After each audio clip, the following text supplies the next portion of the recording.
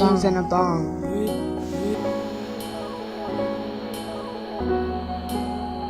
Two peas in a bong. Two peas in a bong.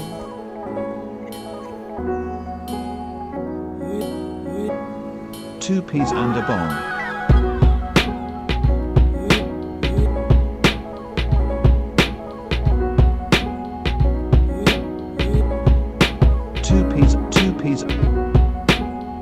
Two peas and a bong.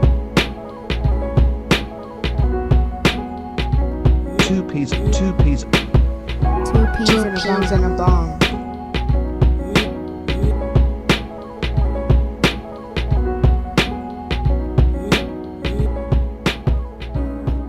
Two peas. All right, y'all. Two peas in a bong in the building again. It's your boy DP. It's your boy KP.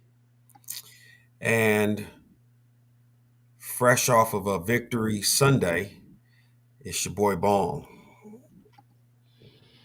I told you. One of them days, huh? It's just one of them days. Well, Mm-hmm. you know what? In typical two peas in a bong fashion, we always start. I know you want to talk about your team, No. but we always start with the Sunday night game. So without further ado, here we are.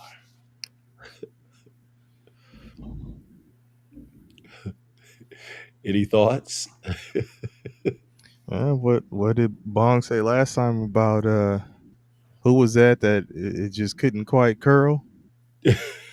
That's what it was for Atlanta, man. Yeah, man. Go ahead, DP. Nah, I mean that's just it.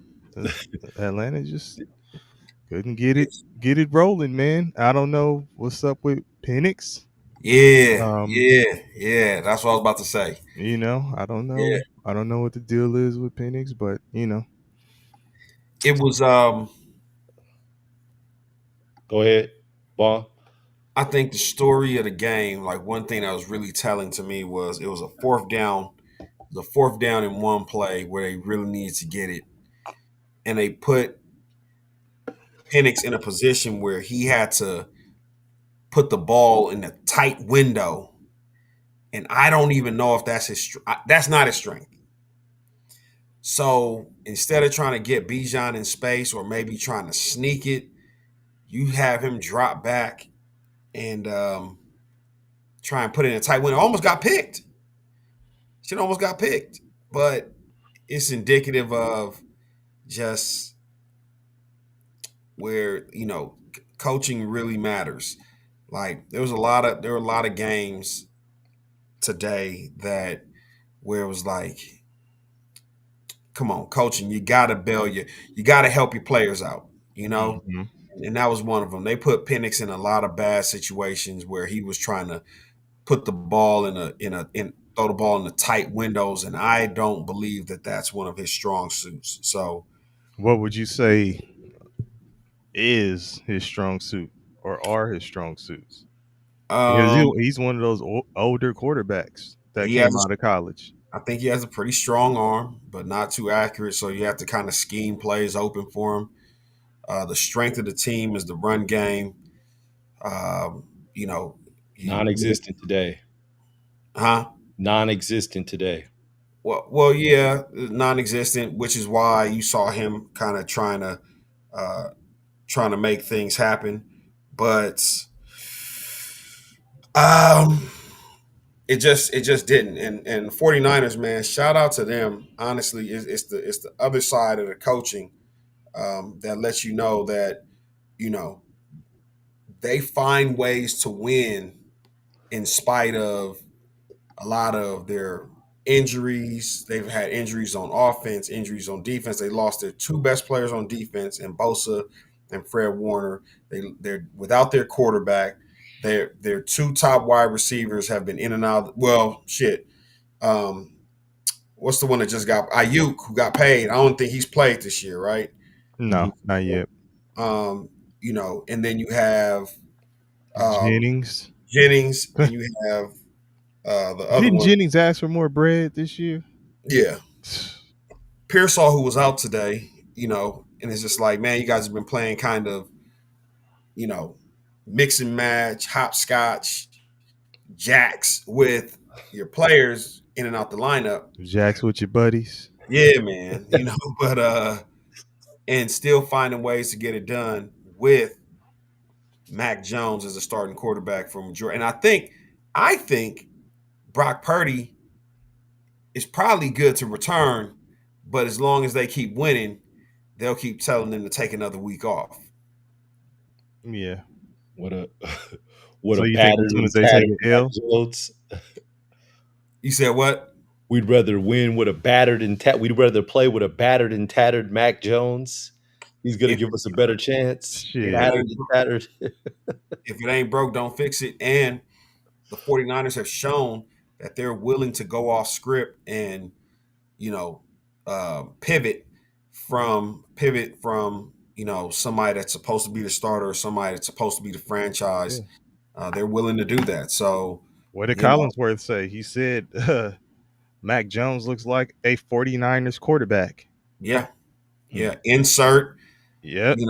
Jimmy Garoppolo. Insert a rookie Brock Purdy. Insert Mac Jones.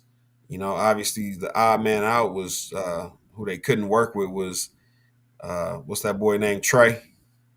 Trey Lance. Oh yeah. Right, Trigger Trey. Who, Trey from Boys in the Hood? Who? Which Trey? Trey Songz. So, but shout out to the 49ers for just knowing their personnel. Again, we're talking about one of the elite offensive minds in football.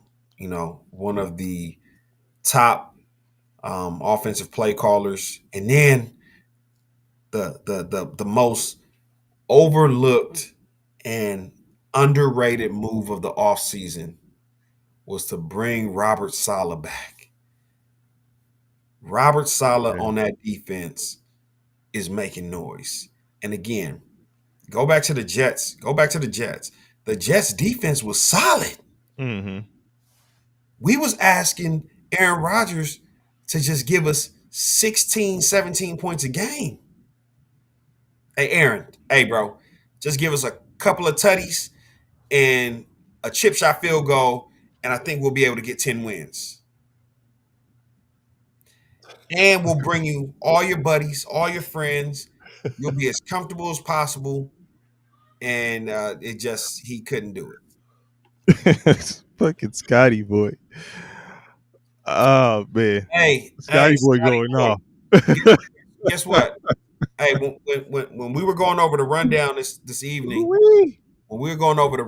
evening, I told KP to make sure that we put that Rams game in there because I know that a lot of people got smoked for me about Trevor Lawrence because y'all pegged me as a Trevor Lawrence defender. So we'll get to that Rams Jags game, the international game. I have thoughts. But about this game, I actually thought it was going to be a little bit better offensively on both sides. You got Christian McCaffrey. I don't want to call him a fantasy icon. I'll just call him like a fantasy stat stuffer. And then on the other side, you have Bijan Robinson, who I look at like a Christian McCaffrey that can catch out of the backfield, that can run with the ball, that's going to get in the end zone, get you points. You had Drake London. You had Darnell Mooney coming back. You also had the tight end from the 49ers coming back. Kittle. And I thought you were talking about Atlanta. I'm like, no. It was some Kyle respect Pitts. on this day. No, I always talk about Kyle Pitts. George Kittle. So I thought that it was going to be a little bit more offense that took place in the game. And Bong, I think you were talking about that 4th and 1. That was the real turning point. 52-yard field goal. If you take, that kicker, Romo, he's made a 54-yarder before. So why not take the field goal? Because And it's not guaranteed. It wasn't guaranteed, and I would caution you saying that he's made a 54-yarder. Yeah, I'm pretty sure every NFL no, kicker in has game. made. In game. Right. I understand. Okay. I'm saying I'm sure that every NFL kicker has made a 54-yarder, but how many have they missed? You know what I'm saying? Romo isn't a name that I hear on a regular basis. So I think they especially brought for a him in kicker. after they got rid of Young Wei Ho, right? Mhm. Because he couldn't make kicks anymore. So 54 yards probably on a kicker that you brought in, after a few weeks into the season might not be what you're comfortable with. But if you're going to call the fourth down play, you have to have something. You have to give me something better than that. That nigga Bong called him Outbreak. Young Way Ho. Not way cool. Young Goku. Not way cool. Not to be confused with Victor Wembanyama. But not an outbreaking route. That ended up being the backbreaker because they did get the conversion, and then the 49ers go down and score. And now Yeah. instead of a one possession game or a potential Two. tie, now it's a 2-possession game and it's over. You came down, you didn't convert on downs once again. Yeah, man. Man. And shout out to DP. Shout out to KP for reminding us that Bijan Robinson could run with the ball. Yeah, he's a running back. Hey, well, look, real quick. You stupid. Dynamic. Hey, his coach says he's the best player. Yeah, Raheem Morris says he's the best player. But we have a Christian Hill Sunday night service. You started off by introducing, C-Mac. You do know that Bijan Robinson trained with Christian McCaffrey and his younger brother. So, and they were actually talking to Bijan Robinson before the game about that and how welcoming Christian McCaffrey was. I guess, Bijan Robinson was out here in Cali and, he hit McCaffrey up and McCaffrey was with it like, yeah, welcome him to train and all that. They had pictures of him and his younger brother who's at, I think it's Luke McCaffrey. He's at Washington, the Commanders. BKA, the Redskins. Yeah.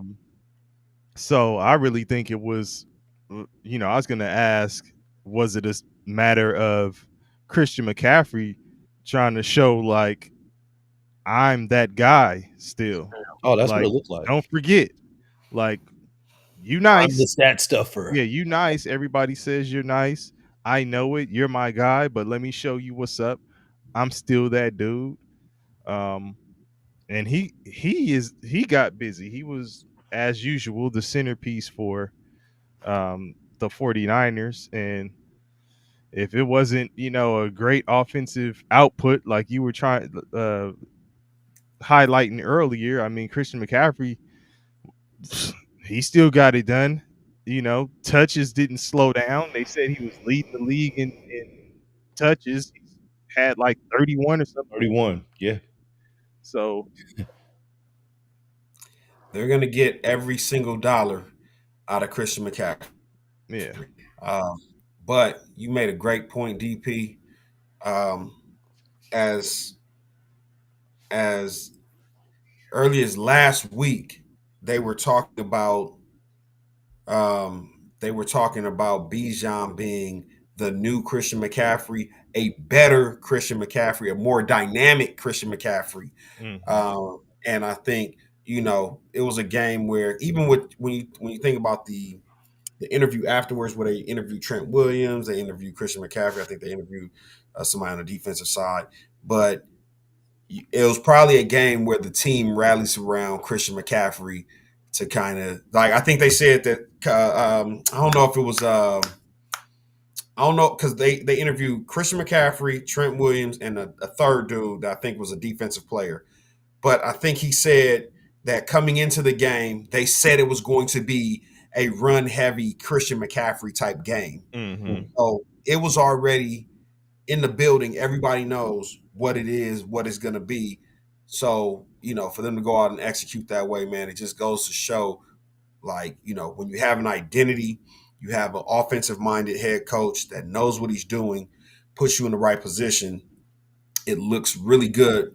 The final product really looks good. And with Atlanta, no knock on the coaching staff. Obviously, Penix is a young talent. He's not a finished product, but they're asking him to be something that he's not yet. Now, I don't know if he'll become that at some point in time, but right now, he's not that. And I would say, we talked about George Kittle. Mm-hmm. Kyle Pitts is probably having his best season ever. Yeah, I think so. Right? He's been a disappointment with somebody, super athletic, freakishly, Yeah. asked for a tight end. Is it more so on him, or is it on scheming to get him the ball? I think scheme. I think scheme and a concerted effort to get him the ball. But all that to say, you have weapons all over the field. Mm-hmm. Why can't you get your quarterback? If we're going to throw the ball on 4th and 1 in a crucial, it was 10-7, right? 13-10. 13-10. Okay, sorry, because then we went up 20-10. So if you're going to 13-10, 4th and 1, you have a young quarterback, give him an easy throw. Give him a tight end. Your tight end can't pick up 2 yards. Big ass Pitts. 6'6", man. Come Athletic. on. Come on, man. Like I think that he's a mismatch, man. Yeah. So either way, shout out to Atlanta, still in the mix. Obviously, everybody's in the mix. Everybody's in the fucking mix, right? But again, I will never stop. As much as I hate the 49ers as a Cowboys fan, I'll never stop giving credit to not Sean McVay, Freudian slip. Kyle Shanahan, right, for what he does offensively for the 49ers. And it's always funny that those guys are head coaches in title, right? A Sean McVay or Kyle Shanahan. But what they did when they came in to the game as head coaches was, let me get somebody that I can trust the defense to so I don't have to look over there. Like, I don't even want to have to worry about the defense. Let them handle the defense so I can just be ultra focused on being the best offensive play caller I can be. Same thing with Andy Reid out in Kansas City, right? You know what I'm saying? Like, let me just get the best possible defensive coordinator that I can just hand the defense over to them and just focus on the offense. And, that's an organizational thing. Kudos to them. All right, y'all. So if I were to tell y'all that the 2 teams were playing, I'm not even going to name the teams, but 2 teams playing, you're going into the 4th quarter. Right. One team's up 19-0. That's 3 possessions. Now, throughout the course of the game, the team that's losing 19-0, in the first quarter, they had 3 possessions. In the second quarter, they had 3 possessions. And in the third quarter, they had 2 possessions. Would you think that they could come back and win the game? Given they're down 3 possessions. That's a lot of math he just gave me. You said what? That's a lot of math he just gave me. Yeah, and that would be depending on the team. All right. Well, this was the New York Giants and the Denver Broncos. Yeah. This is a game. New York's up 19-0 going into the 4th quarter. Mm-hmm. Kicker missed an extra point. Then he made one.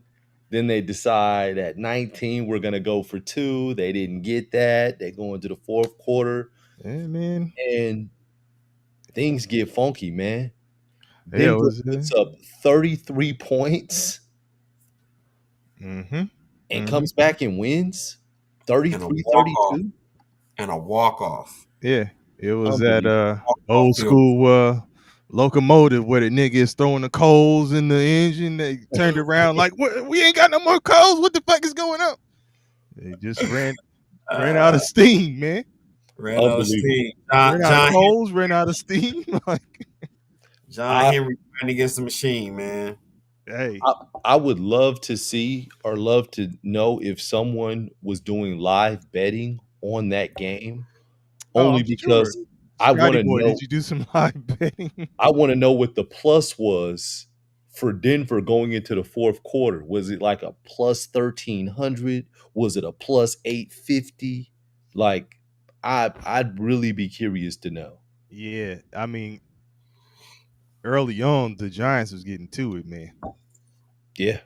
Was it Sutton that got cracked when they went for it on 4th and goal?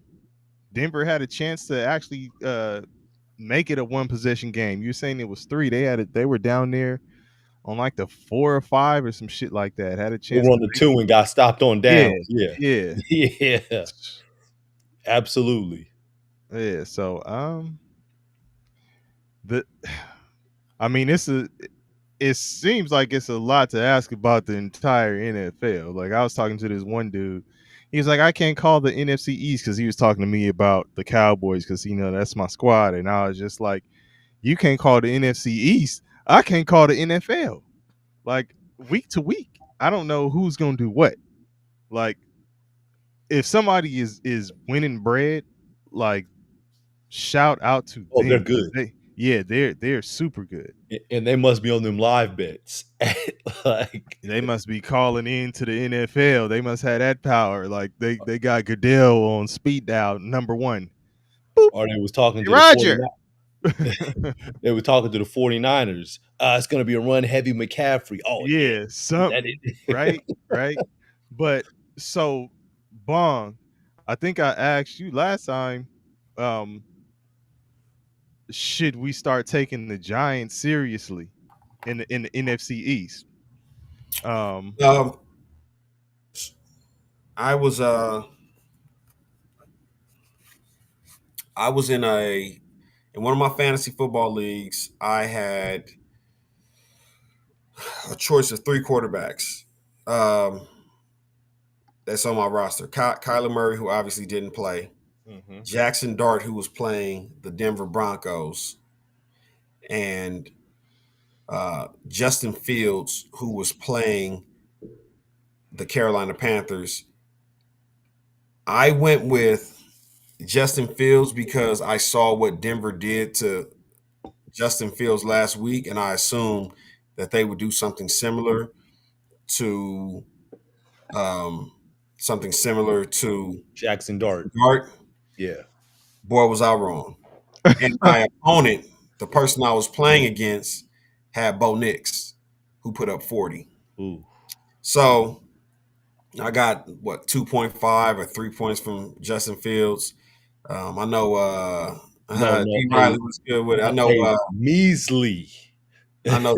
Look, 2.5. I know Brandon Hallam said so. Justin Fields got hit on a late slide like Trevor Lawrence last year, but no one gave a damn. The world didn't stop turning. And he came in with the heat early, right? He said Absolutely. That shit early as shit. Absolutely. So, man, if you're asking me, I like what Jackson Dart is doing. That's a shot in the arm for the New York Giants. I like what Cam Scatterbo is doing, but I think ultimately they also having keg parties and shit after the games with the right. And hey, listen, man, to be young college boys, I'm saying to be young, absolutely. But I think that they're not contenders yet, and I think they will be contenders once they get rid of Brian Daboll. Brian Dayball is not. He's a coordinator, right?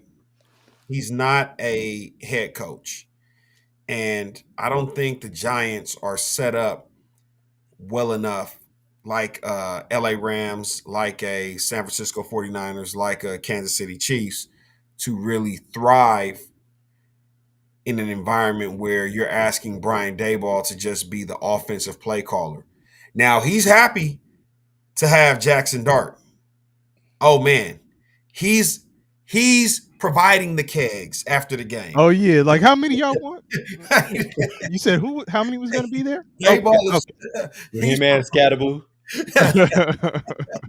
so he's Hey, happy to have him, but he has more of a Nick Sirianni, like he's not the adult in the room, you know, in a position where, and especially with the media attention that the New York, the New York teams get just because of the stage that they're on, he's not a good fit for them. He'll be a good fit in somewhere like Cleveland, right? Where it's kind of like the dregs of the NFL. Nobody's really checking for you, so you can do all the goofy shit. You could run into the damn medical tent and uncover the shit and tell them to bring your quarterback out, and it won't even make the news because no one's watching the game.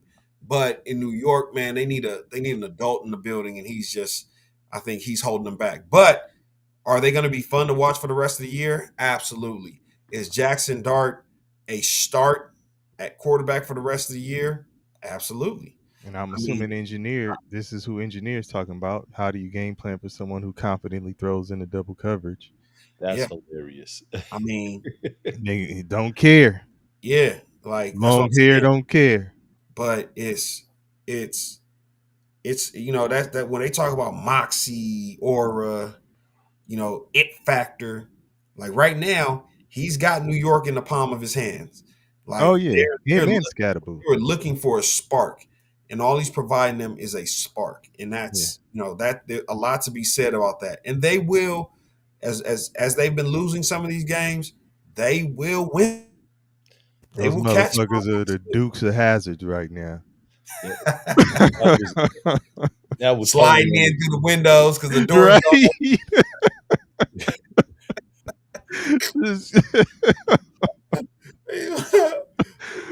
Right. Oh shit. but yeah, man, no. Obviously, it's good for the NFL to have that resurgence, and I just hope it's sustained. I hope they can sustain it. I respect him because he's doing it with no wide receivers. Yeah. Yeah. Like and shout out to Bo Nix, I was gonna say, what's up with the flip side at the QB because spot? they were basically, DOA, dead on arrival for the first 3 quarters. Fourth quarter comes Yeah. around, and all of a sudden, man, they hit us. They flipped the switch and shit got cracking. So, and they had to get aggressive. They were super aggressive when they had to be. So, what it tells me is that that defense that we touted as really good has some holes in it. But it also tells me that Denver defense probably, like most defenses, they have no answers for Jackson Dart because the tape isn't out on him yet. Like we need we may need a full season to come back. How many games has he played? 3 or 4? Or Three 3? Three 3 games. Oh yeah, Okay. that's definitely not enough. Yeah, 3 games. So the league will catch up, but we'll see. Yeah. I mean, and he, Dart made mistakes too. Especially that interception that pretty much put Denver back in the red zone when they were making their comeback. So it's he not completely clean, you know what I'm saying, which is to be expected. I mean, even veteran quarterbacks ain't, but Bong, what you say, fuck it, we'll do it live. We'll do it live. That was kind of the mode that Denver went into, right? And sometimes when you just scrambling like fuck it, we just gonna try whatever we got. Let's roll with this, roll with that. You pulling out all kind of plays because for 3 quarters shit ain't been working. Now all of a sudden it's just clicking. You know what I'm saying? And is Sean Payton still one of them guys? You know, We're gonna find out. okay, that's what I. You know, there we go. Because if he is, you know, Is does Sean Payton have one way of calling plays? Right? Does he think that Bo Nix is equivalent to Drew Brees? Because what you should be able to do is evolve as a play caller to where, uh, depending on who's in my system, that's how I'll you know I'll that's how I'll create my my playbook, right? mm-hmm. Andy Reid, he's not calling the same plays for Patrick Mahomes that he's calling for Mike Vick, or that he's calling for Donovan McNabb. Yeah. Like he had, I'm going to tailor the offense around the players that I have, Mm-hmm. and Tailored not to your skill set. exactly, and not try and fit these players into whatever my scheme, whatever my scheme or my you know my way of doing things is. And I think that's where a lot of coaches go wrong. But we'll see. Well. With that being said, do you think they should incorporate Bo Nix running a little bit more, play more to his mobility? Because I mean, he's got a little bit more of that than Drew Brees. Absolutely, Because he's a absolutely, mix. I mean, he could pocket pass and stuff. He can move. yeah. I'd say he has a cool skill set, but He scored some touchdown. I think he scored a touchdown running. I mean, it was a goal line. I think it might have been like a he got goal like line 2, right? 2, 3, situation. some shit like that. But Yeah, let me see. Yeah, Bo Nix, he rushed for 2. Yeah, 2. yeah, Okay. 48 yards. So I mean, they're definitely incorporating a little bit of the run. Now, I don't know how much of that is designed and how much of that is, hey man, scramble drill. When it all breaks down, jump out the window type situation. Fight or flight. But time will tell, man. They have a pretty favorable matchup next week against Dallas. I think it's in Mile High in Denver. So, you know, that that'll tell me a lot about if the offense is competent. What is it gonna tell you about the defense? Because they about to get Which tested. defense? The Broncos. I don't think it will tell me much about the defense because I don't feel like, and again, we'll get to Dallas in a second, but Oh no. This is the perfect segue. okay, Let's go on. okay. Yeah, perfect segue. The Dallas defense is the the Dallas offense is the number one offense in the NFL, and it's for a good damn reason. I was thinking while I was watching the Dallas game about maybe towards the back end of the third quarter, all I'm thinking is Maximus the Merciful. Mm. Right, I'm thinking Gladiator on my Maximus the Merciful shit. Like, hold on, man. Like, I might have a theme today. It was a couple games where I was like Maximus the Merciful, like everybody's in the Coliseum. They say thumbs down, and he like, nah, I ain't gonna kill you, because Dallas went run, probably with like 10, or maybe like 4 or 5 minutes left in the third quarter. Mm-hmm. Dallas could have put up 60 if they played offense in the back end of the third quarter and the fourth quarter. They literally took their foot off the gas. And Lattimore, goodness, got to be more careful. Hey, man. They was treating that boy like a turnstile. Listen. Hey man, Pickens. But between CD, Pickens, Ferguson, Flournoy done went to the backdrop now. It's like, hey, bro, Yeah. thank you for your services for a couple of weeks. But man, between those three, you can throw anything up to Pickens. Mm-hmm. He gonna come down with it. Hey, Brady was on his hating shit today on the broadcast. It's okay, Brady. They started mentioning Dak with some of the records and some of the little shit where it's Brady and Dak might be a little. I'm like, Brady, you hating? Like, oh yeah, Dak was a little bit late on that one, but CD was so wide. Stop. I was hating. Stop, man. Stop. It's okay. It's okay to commend this dude and give him his propers, you know what I'm saying, when it's due, So um, but I shout out feel to like they was gonna beat these motherfuckers. I knew the offense was going to be formidable. I was actually pretty pissed early in the game where they come out, first drive they score. Obviously, they get the safety on the second drive. Mm-hmm. And then after that, the offense kind of sputtered for a little bit. I'm like, Mhm. y'all should be separating right now. Like start Settled on the field goal. set on a field goal one time. Then they had some punt situations, and I'm just like, nah, man, this should not be this close, especially when your defense is actually giving y'all some help. You know what I'm Mhm. saying? Like the defense is kind of standing tall right now. You guys should be I should be seeing this thing, separate. Like they say, niggas should be getting skinny. You should be getting little.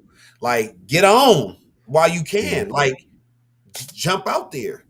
And they eventually did. And again, I won't pat the Cowboys on the back for beating a Commanders team that did not have Debo Samuels, did not have Terry McLaurin, even though Terry McLaurin's been out for a few weeks and they've been Mhm. getting wins.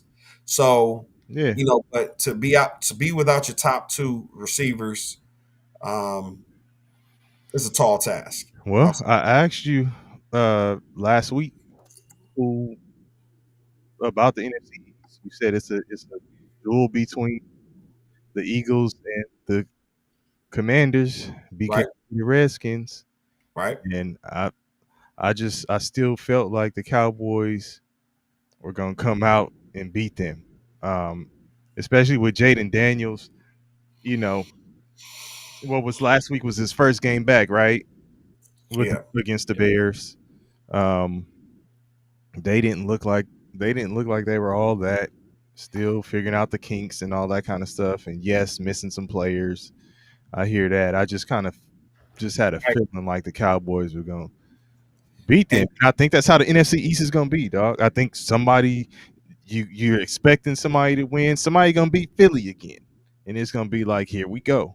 Like, and the I don't want people to look into Jaden Daniels' injury as the reason why the Cowboys came out on the other side of this game because the ass whooping had already started while he was still in the game. oh yeah, It was when he left that Bland sealed the game. I got the interception, the pick That's six. when he got the pick six on Mariota. Uh, and we'll talk about Jerry Jones and refusing to put the fucking curtains up in these afternoon games in Dallas where the sun is literally blinding half the field.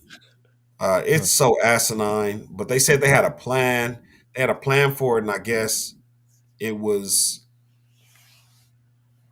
the way they got the ball. I guess they put Washington facing the sun the second half of the game. It's like, okay, that's your grand scheme. So now that everybody knows that that's the grand scheme, oh next team you shit. play is just gonna reverse Uno your ass and say, "Well, we'll put you." Like, what are we Somebody talking? get those blinds up. What are we talking about here, man? Oh, Delay in the game. Fake an injury. Let's. DP, I thought about a conversation that we had when Tom Brady said something during the broadcast, and they talked about how Brian Schottenheimer going into that Chicago game, they had George Pickens pegged as just an XY receiver, right? And remember, I told you guys that game, that was the only stinker that the offense had, was that game. And I said,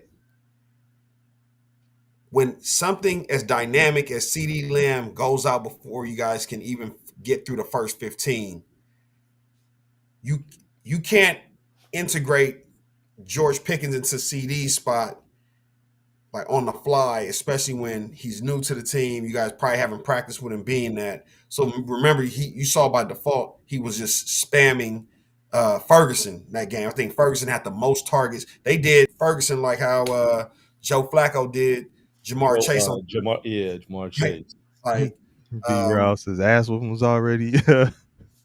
Oh yeah. Fireball. But again, once they got a chance to say, okay, Pickens, now we've established a role for you, that offense was clicking again. So I really hate that the Chicago game happened, in that moment, because I think that was a game that they could have won. But I also, a blessing in disguise. Dak gets a chance to bond, Do what he needed to do. gel with Hell George yeah. Pickens. Why the fuck So didn't that shit happen in the off season? But I have no you know, fucking idea. You know what, DP? I think like it was, but something about the Cowboys, they do goofy shit. Like you'll see them in training camp and they look a certain way, and then when the season starts, it's like, yeah, we're not doing none of that shit. And it was like, yeah, I hear you. It's but we were talking early on when they had CD in the games, and it was like it should be CD, then Pickens, then maybe Ferguson in the rest, Ferguson. right? Yeah, Ferguson. And it was like, why are you just skipping over Pickens and going to Tolbert and everybody like so? Dog, listen, I don't give a fuck. CeeDee Lamb and George Pickens, the best wide receiver duo in the NFL. Tell me one that's better. It's gotta be. Tell me one that's better. Chat, tell me one that's better. What about it ain't one? The healthy Buccaneers. It ain't one. What about the It ain't one. I just told you. Oh, amen. Amen. No, tell me one that's better, man. Go ahead, KP. You were saying the Buccaneers. Please stop it. Chase and Higgins. Nope. What about the Rams? Nope. No.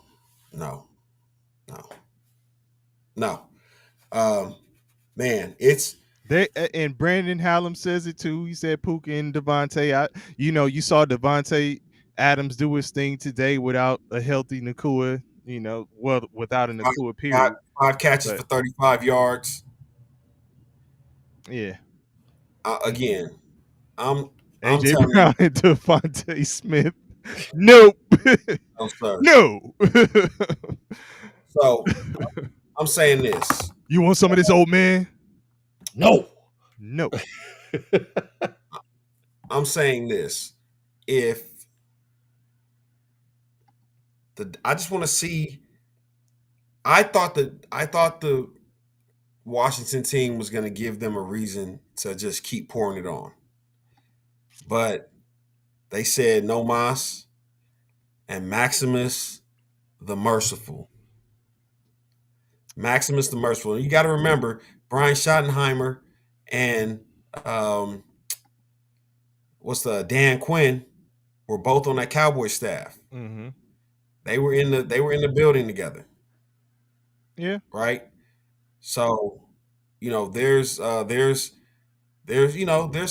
love there, and I don't think the Cowboys wanted to humiliate. Like, shout out to the Cowboys for being a class act and not being. If that was Ben Johnson and they had the Commanders in that position, they would have scored 65 points. Trick plays galore. Linemen would have been scoring touchdowns. And that was the old. Go ahead, DP. No. If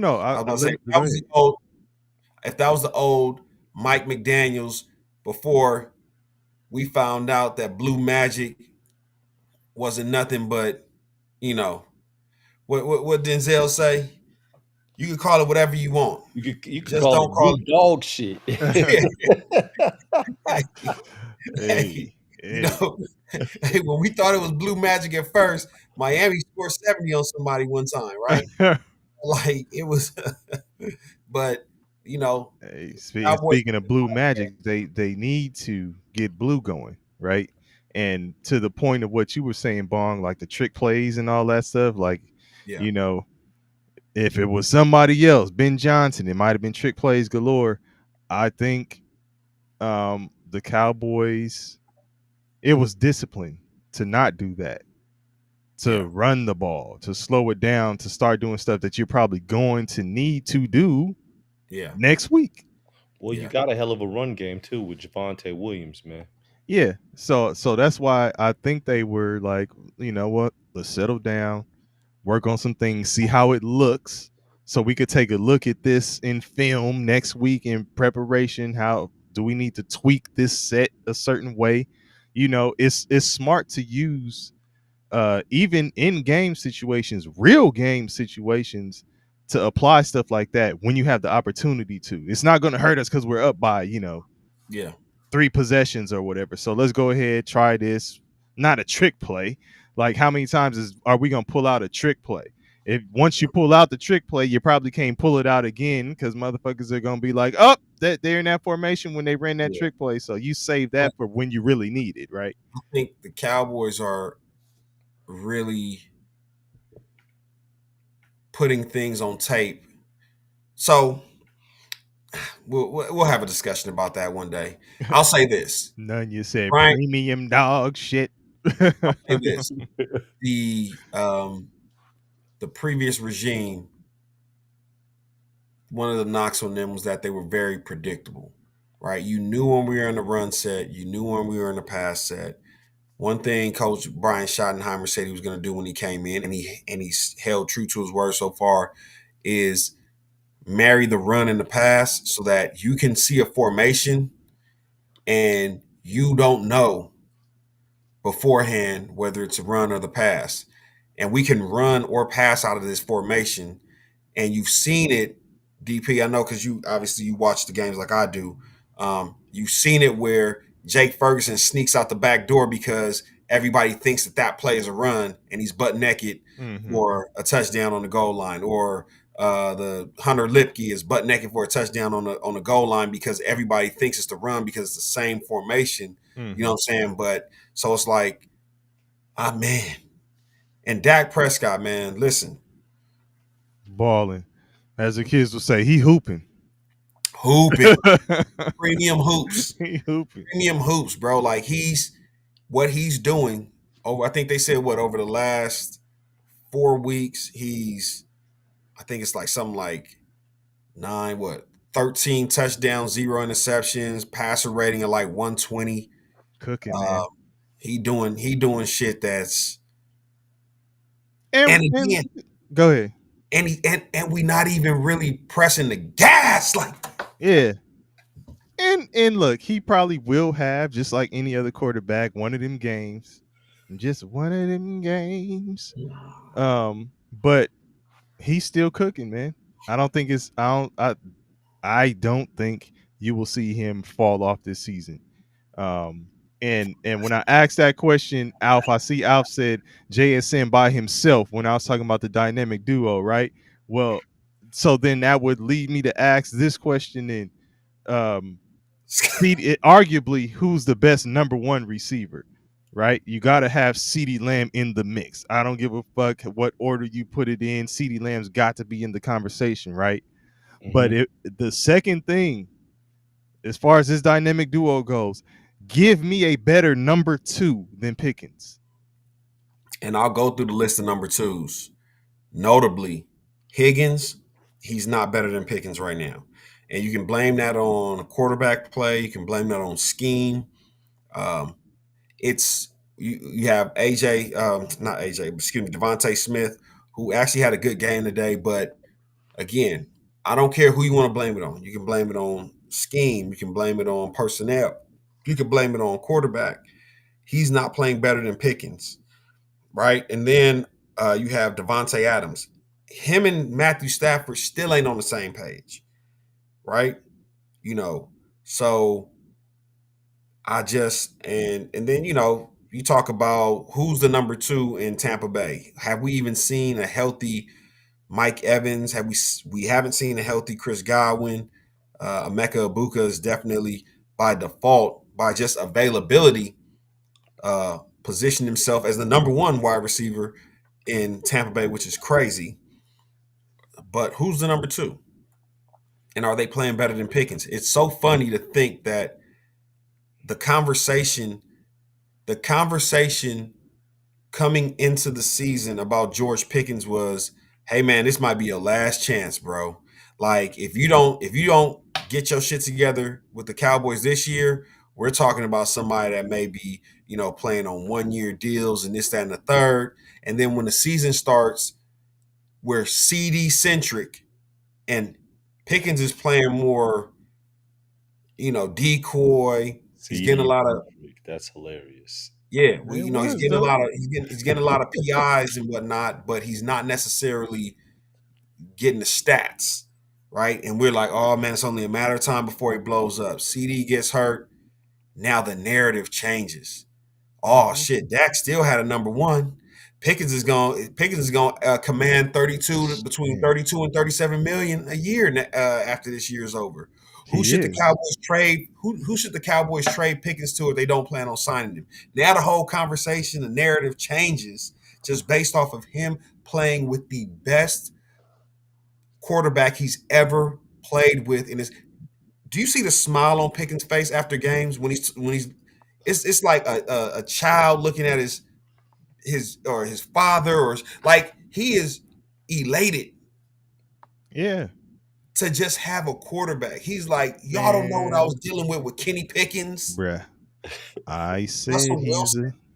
I've been screaming he's a number 1 receiver to anybody who will listen. I've been saying Pickens is a number 1 receiver. When am I gonna give? Hold on. When am I gonna give Ferguson credit? Hey, he is a touchdown merchant this year. I don't think that he's not really breaking tackles. He's not really getting open downfield, but I don't think they're really asking him to do that. And I think that style of play lended to him being hurt a lot last year. This year, you have Pickens, you have CD that's going to open the field up. But when we get into the red zone, Ferguson, I need you to turn into Witten. Make yourself available, get wide open. You know what I'm saying? And But it's been working. Bong, I think too, even when they go to that style of play that you said got him hurt last year, right? Yeah. The field is going to be so wide open to the second part of what you said that when they go to that style of play, he's going to be open and there's not going to be nobody there to hit him like that. So don't listen. You got the same OC running the shit. So he knows what he's capable of doing. Yeah. You're going to see him have some breakout games. So watch. That, and he's already gotten his money. They lowballed him. So now they can feed him the touchdowns because they ain't got to pay him more right now. Like, we got you locked in. He took We his got bread. you on the down year. He took his bread. And again, you need people like Jake Ferguson, Osa Digizua, that are going to take less than market value in order to make the whole cap thing work, right? Because if everybody wants to be paid at the top of the market, then you run into situations where we just don't have enough. As Brian, once famously said, we top heavy as shit. Like, we need to be able to balance out this roster. So I think they've done a good job, and I don't want to got continue that top, but got no ass.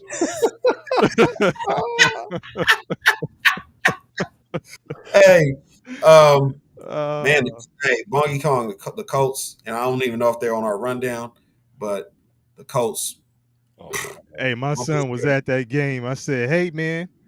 I said, hey, is the game going cool? I'm just checking in with him just to make sure he having a cool time. And he like, yeah, it's cool.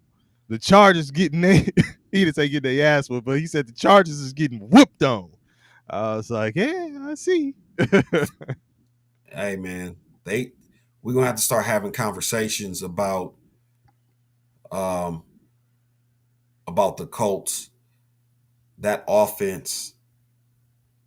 We had that conversation before the season started where we talked about, and KP, I know I'm kind of going off schedule here, but we had that conversation about how it wasn't like Daniel Jones was going to be the starter.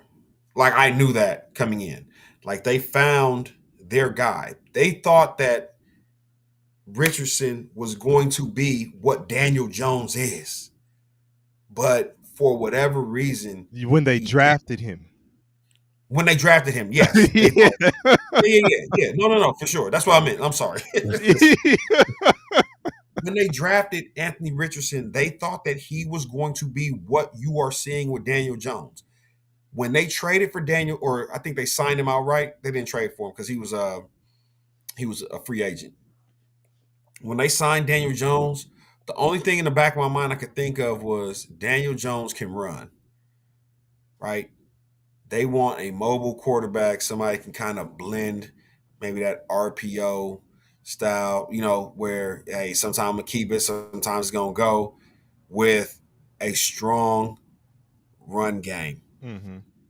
And your boy Taylor, goodness gracious, man. Hey, don't run him in the ground, no.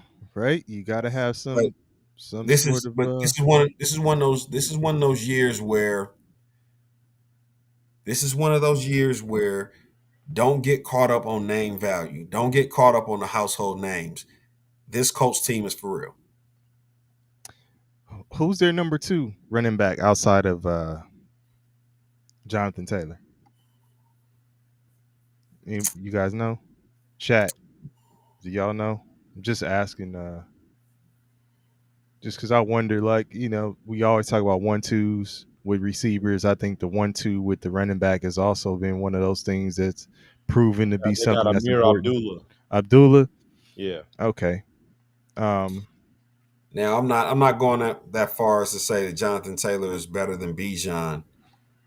He's in a scheme that is tailored to accentuate what he's good at.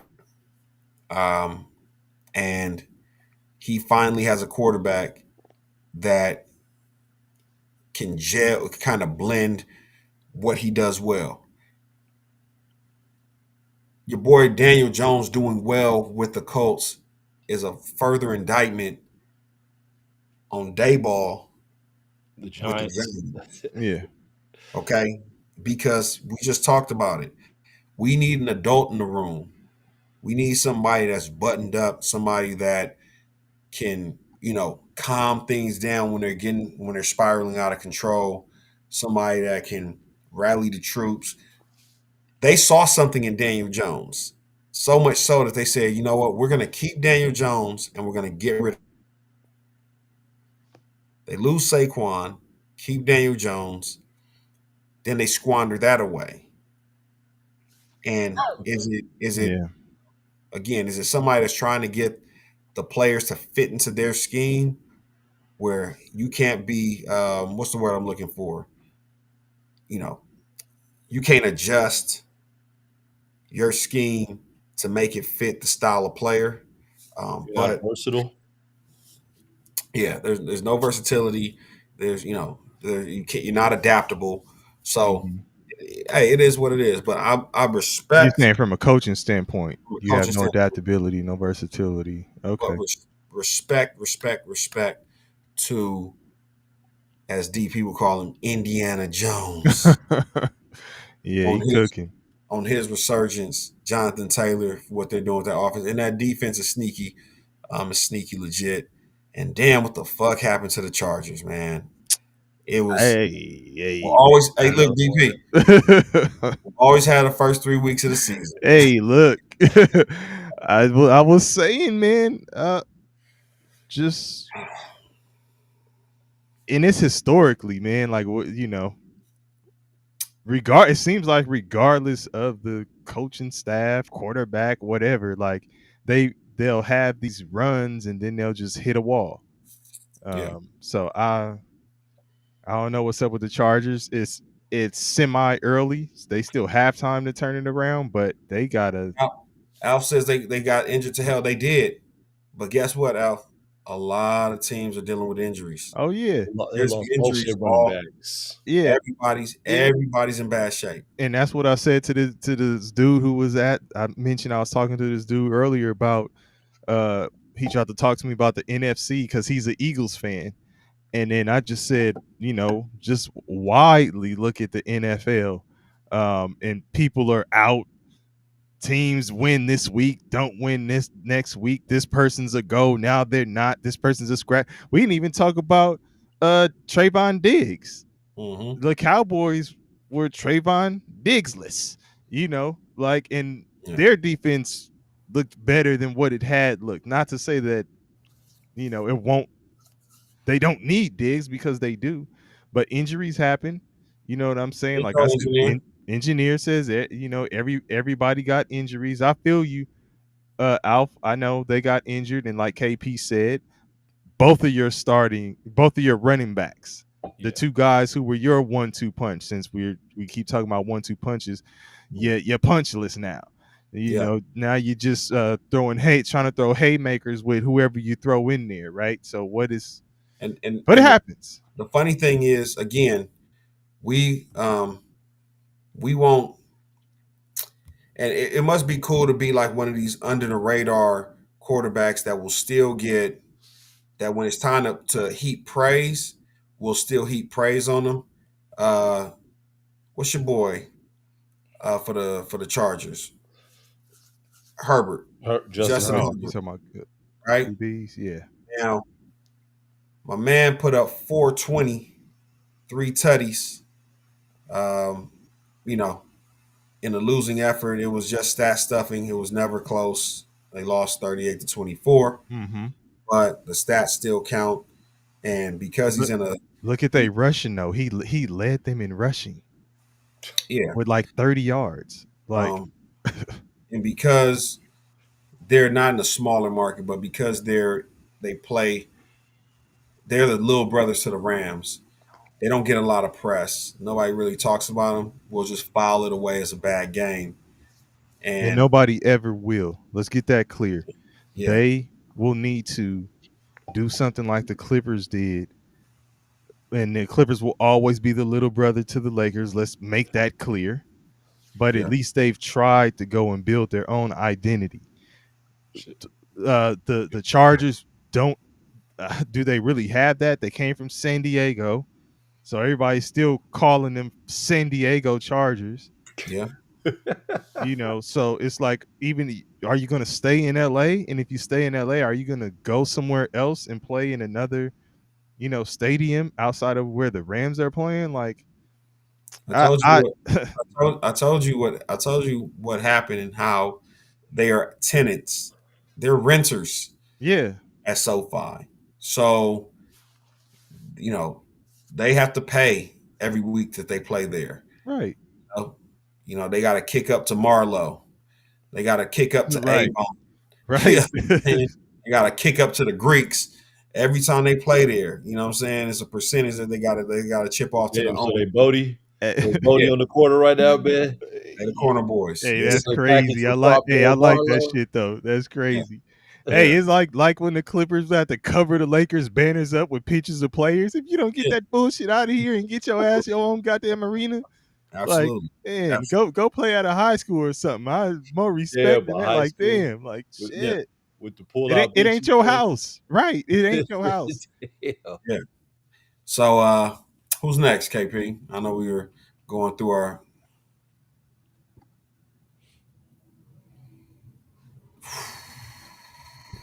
Hey, man.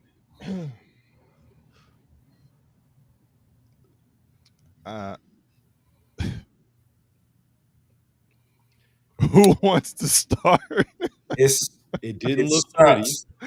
It didn't look pretty, but they got it done. Green Bay, that is. Man. Green Bay got it done. Does this one tell you anything, though?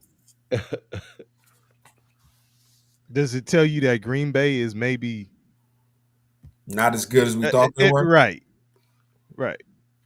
Yeah. I Not like as good as Michael we thought they were. Parsons. He's smart. He had 3 sacks. He had the hat trick today. Okay. I mean, bound to have a breakout game at some point. The dude is talented. Whatever team he's on, he's gonna have games like that. Not as good as we thought they were. Engineer said it tells you that Jordan Love is a fraud. Hey, engineer, was that you in the Discord earlier? I think that was engineer in the Discord earlier. You know, the sad part is, I don't. And I'm trying to Look, find. motherfuckers is at a loss of words for this one. Here's the thing. I'm trying to find a reason. I'm trying to put a finger on why, and I'm trying to say like, hey, when all their receivers, their hodgepodge of receivers, whether it be Dontarian Wicks, Christian, what's the boy name? Nah, you got Christian something. no, you got Romeo Doubs, but he's out. I was there.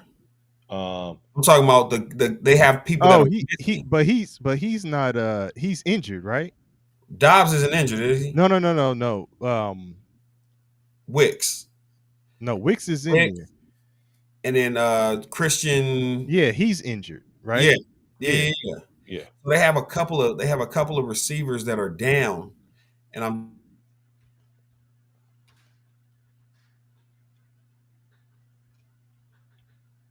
right.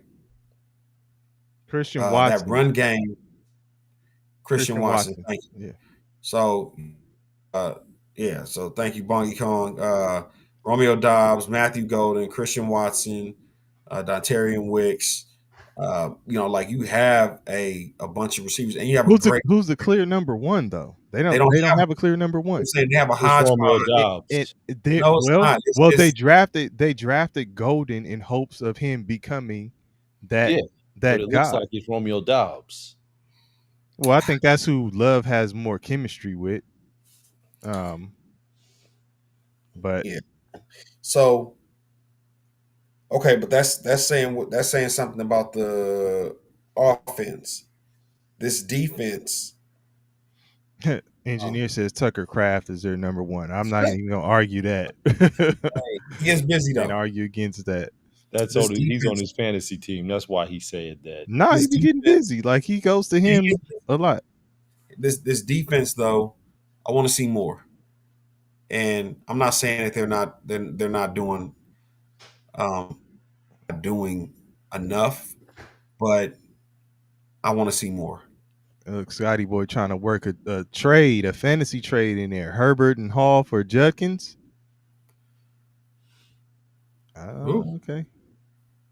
He's trying to make a trade with Engineer. Adam Silver says, I thought they'd be a legendary defense. Micah is not impactful. I think he still has an impact on the team, but outside of like Micah's impact is only felt when you have people that are, hey, when Micah's being doubled, when Micah's getting a lot of attention, you have to have your secondary guys come in there. You know, whoever's playing alongside Micah Parsons needs to be able to pick up the money, man. Micah's throwing money on the floor, man. Pick it up. You know, where are you, Rashawn Gary? Like, you're supposed to be the biggest biggest benefactor, of Micah Parsons being there. Motherfucker, where you at? You know what I'm saying? Like, did you see this earlier? Is this Nibel Latte? Shout out to you. I've never seen you in here, but shout out to you for showing up. Hopefully this won't be the last time you're in here. Yeah. Appreciate you rocking with us. He says Dallas dodged the bullet not paying Micah. He's not really that impactful though. So that's right in line with what Adam Silver had just said. So I think he has impact as a pass rusher, but it also, you just need somebody else to stop the run. All in all, I think they did fairly well. I think that Arizona offense is just a better offense when your boy Brissett is in the game over Kyler Murray. My bad. Scotty Boy engineer on this deal. This shit is funny. Played yourself. Scotty Boy, like you played yourself. Yeah. The price went. Now, Nibel, I don't Engineer, think like get the fuck out of here with that shit. Micah's worth 47 million. Oh shit, y'all! Hey, y'all be having me dying. I'm I sorry. don't think Micah's worth 47 million on the open market, but on the open market, you're going to overpay. So, in order to get Micah, they Green Bay thought they were one player away. And if you think you're one player away, you take the plunge because of Micah Parsons. Say what you want about him, his numbers back themselves up over his career. Yeah. Micah Parsons isn't going to fall out the sky that often. No, not at all. And pass rush in the NFL is important. Yeah. It is a passing league, and if you cannot put pressure on the quarterback and they can sit back there and pick you apart, you're gonna be in trouble. Or it's gonna put more pressure on your defense. And if you don't have the other pieces, as Bong was saying, they think they're a piece away. If you don't have them, then you in trouble. Yeah. Like Dallas has no pass rush. That's why they're, getting picked apart because there's, as folks would say, maybe there's some deficiencies in other areas. Or as I would say, compared to your peers at those positions in other areas, you're just not up to the, highest standard. So, but if that, like Bong was saying, if you one piece away and that piece being somebody who could put pressure on the quarterback, like, yeah, that's super important. So I'm not gonna say he's not impactful. Do I think he's worth his price is another question. That is a lot of money to be paying to a defensive player. I don't know. I would have probably tried to work a deal that was definitely less than that. I don't know when the out is. Bong, do you know when the out is for Green Bay for that contract? No, but Mike is going to see a majority of his money. Yeah, that's a lot of money, and if they don't win, right, it will be criticized even more. It looks bad. Yeah. So I mean, hey, man, I think Nibel said they had a great defense last year. The problem was wide receivers, and their wide receivers can't stay healthy. And that's why they thought Golden was the solution. Like they hadn't. Did they draft? They went first round on Golden, right?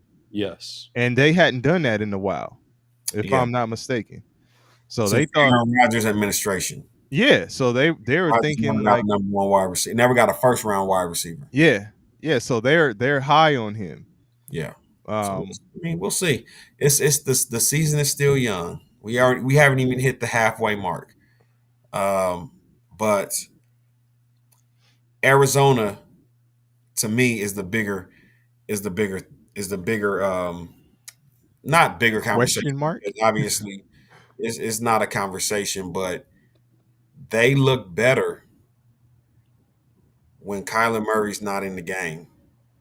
Jacoby Brissett is a professional quarterback. But they keep losing the same exact way. It is gut wrenching. It is gut wrenching to be an Arizona Cardinals fan. Just think about this. Look at this. So they start the regular season. They beat the Saints 20-13. They beat the Panthers 27-22. Look at the losses. Listen to the losses after that. 5 losses in a row. They lose 16-15 to the 49ers. They lose 23-20 to the Seahawks. They lose 22-21 to the Titans. They lose 31-27 to the Colts. They lose 27-23 to the Packers. They're in every single fucking game. 5 straight losses, none by more than 4 points. That's got to be a heart. That's gut wrenching. And a lot of these games, these 5 games they're losing on last drive of the game, That walk one that off they lost to field the goal. Titans was god awful. Yeah, I mean, so just think about that as a head coach. You know that you're one every close loss. You're one step closer to your key not working tomorrow. What's going on? Huh? It's Like, a fob. jiggling that shit. A What the fob fuck? isn't. Hey, it's not even. Yeah, it ain't even a real key. It's a fob. They break a out a fob. key Wait a trying to be like, minute. what the fuck is going on? This was working yesterday. Yeah. They turned the magnets off. Yep. So, Yeah. I really have not much to say about that. The Green Bay and Arizona game. It just, Arizona, no chance. So I don't expect anything else from them other than what they're doing right now. But yeah, shout out to Brissett. I think he is somebody who can provide you some. I'm not gonna say steady the ship because he can't do that alone, but he can provide you some consistency at the QB spot. He's playing well, not turning it over. But again, they also lost their top 2 running backs. Yeah. So they're doing it by committee, right? I don't know if they collectively rushed for 100 this game. Maybe they did. I haven't gone over the stats completely to confirm, but as we said earlier, injuries. So I can't give them the injury card and say, hey man, they lost this and lost that. Like, everybody's losing players. So sorry, Arizona. I wish it was better. Y'all was in a better situation, but maybe everybody still thinks Kyler Murray is on that hot high chair. Yeah. But we'll see. And Green Bay, I don't know. Like, Green Bay, I'm not saying they pretenders, but I don't think they're people were talking about Super Bowl. Like, people were really screaming Super Bowl at the beginning of this year. For Green Bay? Yes. I mean, they're still saying that. And Okay. DP, they rushed as a team. They rushed for 94 yards. Okay. Yeah. So, hey. Anyway, moving on.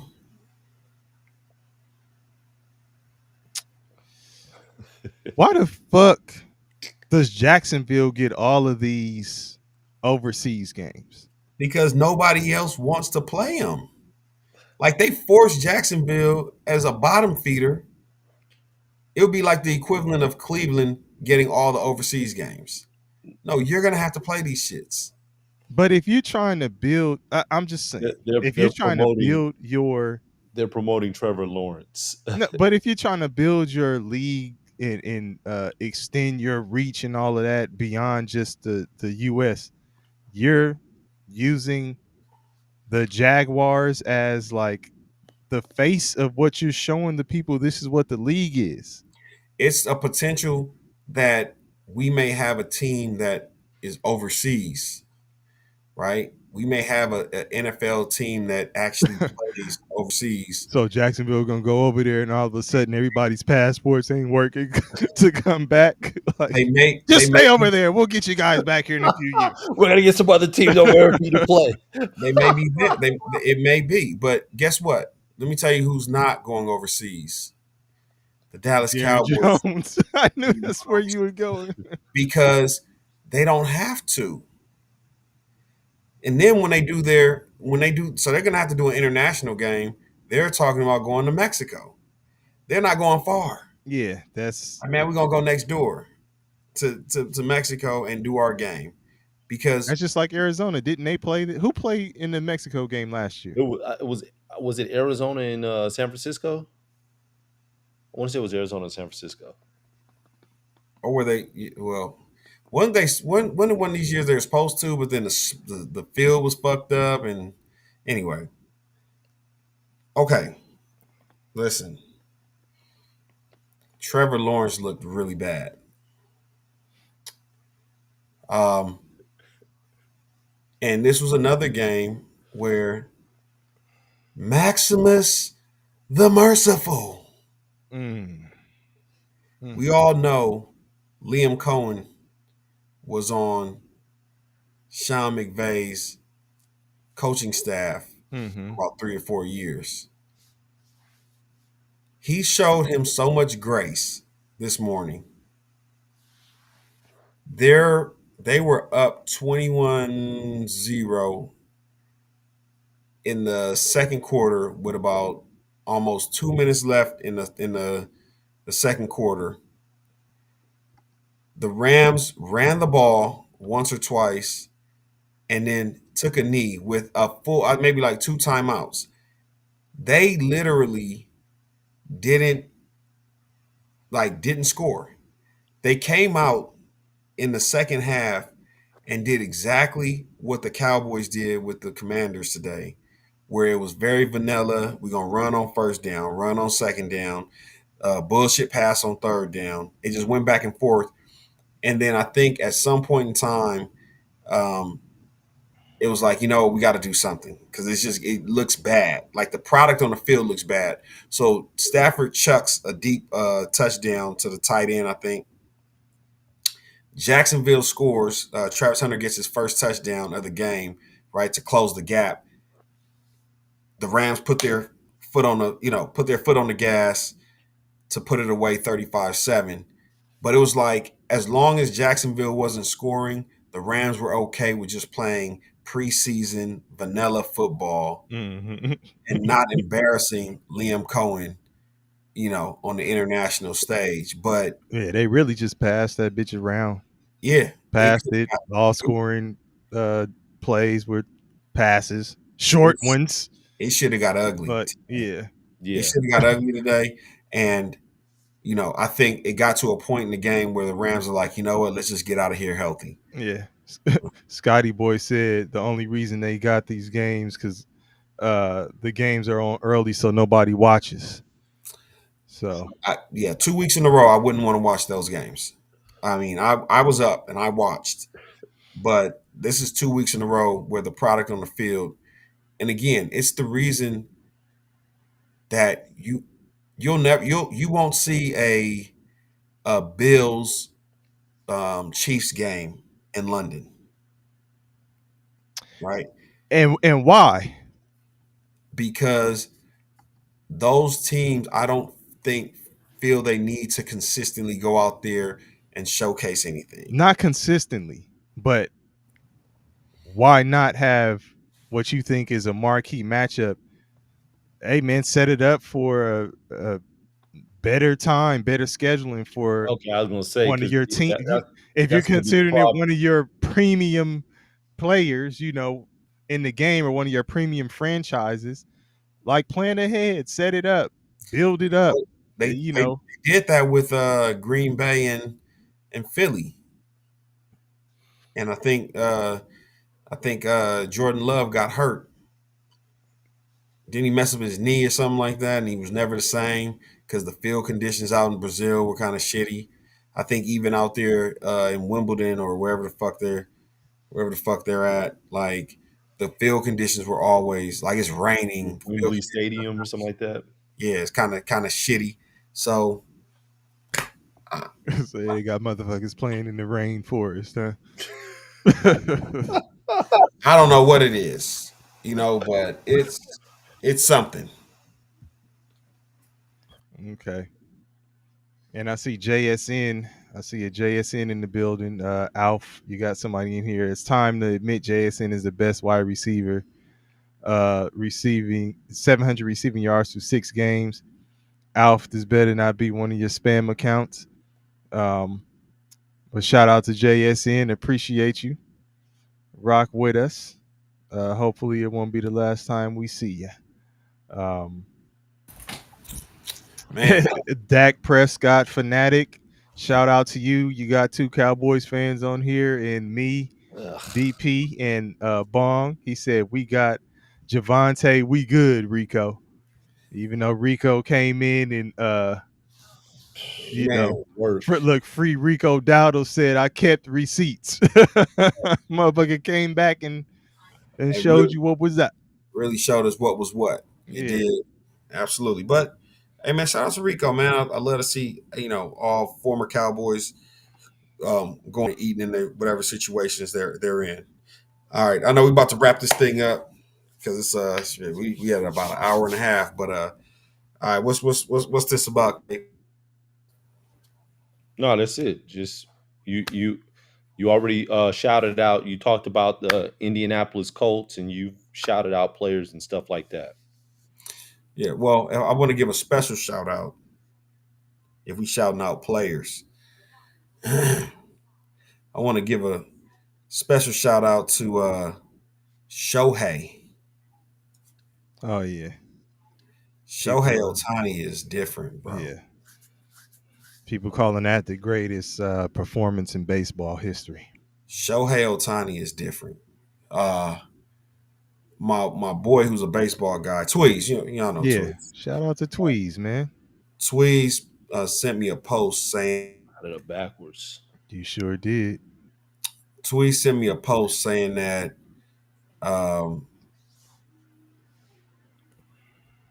the Dodgers have already recouped the $700 million that they paid Shohei. Oh wow. On bobbleheads alone. Like, Recouped I'm not surprised, man. they recouped off of the concessions, brand deals, Oh yeah. ticket sales, like all that stuff. Already, they've already recouped the $700 million that Shohei got over the life of his contract. And if you And drive around downtown, you just see murals of Shohei, and like it's LA loves him. yeah, So- yeah, for sure. And sad he was up the street in Anaheim, which is also part of Southern California, with the Angels, but he was big fish, small pond. Remember when we said San Diego and the Rams? That's kind of Yeah, absolutely. Like he was a big fish in a small pond. He had to get out. For Shohei, there was only two teams that could ever truly have his free agent rights after he was after his initial deal was up. It was gonna have to be the LA Dodgers or the New York Yankees. There were only two markets and two franchises, the faces where he could be the face of a franchise that were big enough to shoulder what Otani could be. The Dodgers or the Yankees. I'm just happy that his handlers chose the Dodgers. And if we're being honest, I know we don't talk baseball that much. This Dodgers team might be a dynasty. well. Listen, I know it wasn't a for sure shot with them. I'm not a super baseball guy. I don't know who is in the building with us right now, but it wasn't a for sure shot with them, considering their payroll and all of that stuff. There is a high price tag for the team that they're putting out there on the field, and there were some struggles, right? So they had to. I'm not gonna say get it out the mud, but it wasn't a easy road for them. They were in the wild card, right? Mm-hmm. So given their talent at the beginning of the season, I don't think it was expected they would have had to go that route, but they're ripping shit up.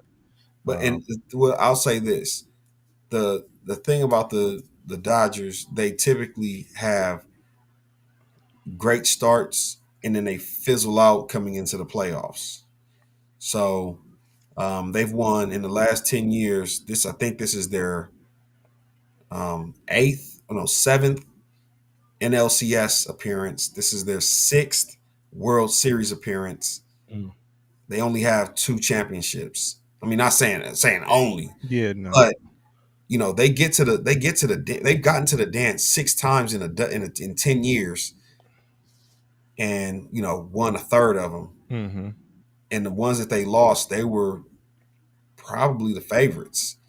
So it's just like I would love to see them hit their stride now as opposed to come in as the favorite and then fizzle out. Mm-hmm. Like, it seems like, they have the pitching, they have the timely hitting. And again, I know we don't talk baseball like that, but my apologies. I just want to shout out Shohei because, damn it, he balling. And so if I'll use my time for a different type of shout out. I'll give Scotty Boy some recognition because he's been screaming this from the onset of his entrance in the door. He says, "Shout out to Tua turn the ball over for ruining my parlay, freaking clown." I can always tell who Scotty Boy bet on, and where his money was based off of what he says. But there's been a lot of talk about the Dolphins, man. You let Cleveland get you out of there. And I don't know, man, how much longer is this gonna last with Mike McDaniels and Tua? And then even on the flip side, because Cleveland, don't think that we didn't see another, Dylan Gabriel. Yeah, barely over 100 passing yards game. The Trent Dilfer stats. Yeah, They was riding the backs of Judkins. Yeah. So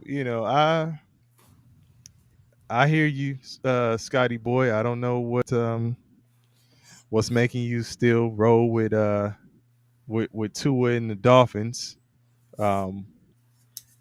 McDaniel has no choice at this point. Why are you making that choice, Scotty Boy? McDaniels may get his letter of resignation tomorrow. I'm just trying to see who's going to go first. If it's going to be him, the Arizona coach,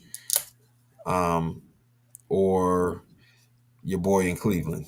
But I guess he won the game, so Stefanski. So it bought him a week. These dudes is living check to check. Yes, right. It's like the defense was looking right today, man. The defense always looks right. Yeah. Can we hold the levies while Dylan Gabriel's throwing for 2 yards per pass? Right. So close he's hit you with the ball and his hand, like slapping you like oh damn, man. What the why your knuckles so ashy, man? Oh man, he's hitting you with the ball and his hands. Damn, bro. Yeah. So anyways, we'll be back at it tomorrow. I'm gonna shout out somebody. Yeah, I'm gonna shout out Andy Reid. Throughout his illustrious career, this was his first shutout victory. So Chiefs won 31-0 against the Las Vegas Raiders. So very first shutout. Yeah, Andy Reid, like, I don't give a fuck about shutouts. I'm putting up the points. 2 touchdowns in his first game back. And it looks like, man, the Chiefs are finding new life at the wrong time. They were already finding it. Hey. And they had no reason to be merciful. But I think they just wanted to get Patrick Mahomes out of there before he got hurt. Adam Silver says the Raiders, the terrible Raiders, not impressive. Yeah, they're bad.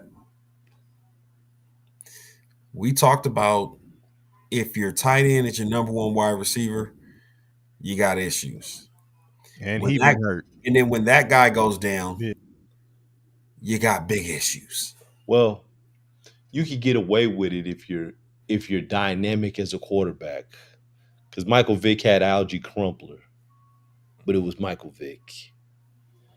And this is Geno Smith. But what we're saying, KP, is he don't even have the tight end. Yeah. Yeah, he's out. Yeah. So now who do you have? Either way, who do you have? Y'all go check Geno's stats in Seattle, man. I'm not gonna slander the man.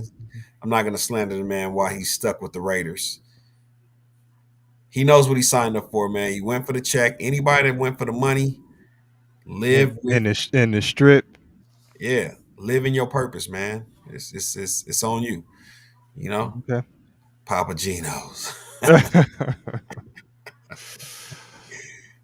Anyways, DP, you got a shout out, or are you ready to wrap it up? Nah, I gave it to Scotty Boy. Pickens, George Pickens. Fuck it. George Pickens. I'll say it again for the people in the back. For the people in the back, and the people in the back, people in the back. All right. Anyways, we'll holler. All right. 2 peas in a bong. We out. Peace.